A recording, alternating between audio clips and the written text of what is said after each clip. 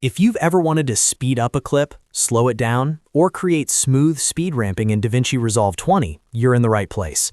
In this video, I'll show you exactly how to change speed in DaVinci Resolve 20 using the built-in tools, and I'll also show you a few tips to make the results look cleaner and more professional. This is a super useful skill, whether you're editing YouTube videos, social media content, gaming clips, or cinematic B-roll. And if you find this helpful, make sure to hit like and subscribe for more easy editing tutorials like this one. All right, let's jump right in. First, open DaVinci Resolve and go to the Edit page. You can do that by clicking the third icon from the left at the bottom center of the interface. This takes you into the main timeline editing workspace, which is where you'll be making all of your speed changes. Now look at your timeline and select the video clip that you want to adjust. Once the clip is selected, it should be highlighted with a red border. That tells you the clip is active and ready for editing. If you have multiple clips on the timeline, make sure you click the exact one you want to change so you don't accidentally modify the wrong section.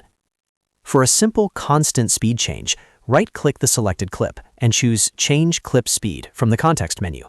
This opens the speed adjustment window where you can easily control how fast or slow the clip will play. Inside that pop-up, find the speed percentage box. This is where you enter the new playback speed. If you want the clip to play faster, type in a higher number, like 200, which doubles the speed.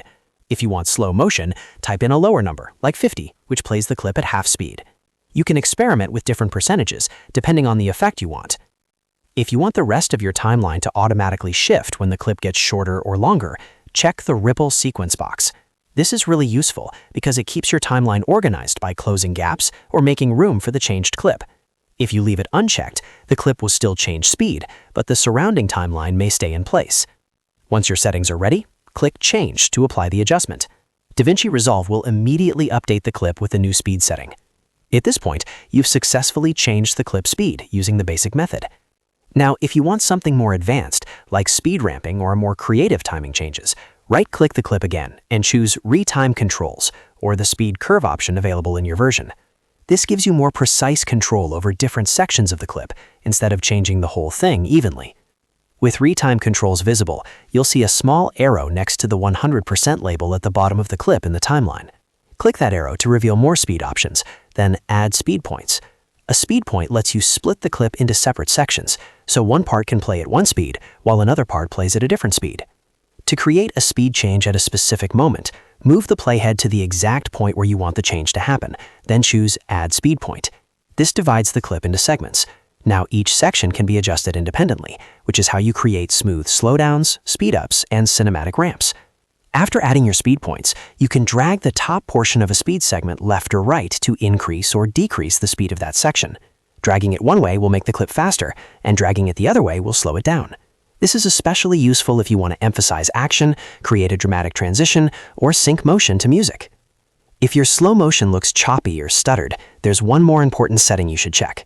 Open the Inspector panel in the top right corner, then scroll down to the Retime and Scaling section. Here, change the retime process to optical flow. Then set the motion estimation to speed warp if it's available in your version and system performance can handle it. These settings help DaVinci Resolve generate smoother in-between frames, which can make slow motion look much more fluid and professional. Optical flow works well for many clips, and speed warp can look even better in some situations, especially when you need high-quality slow motion. So to quickly recap, go to the Edit page, select your clip, use Change Clip Speed for a constant speed adjustment, use speed points in Retime Controls for more advanced ramping, and use optical flow or speed warp if you want smoother slow motion. Once you practice this a few times, it becomes very easy to control the pacing of your edits. If this tutorial helped you out, please give it a like, subscribe to the channel, and turn on notifications so you don't miss the next DaVinci Resolve tips and tricks video. Thanks for watching, and I'll see you in the next one.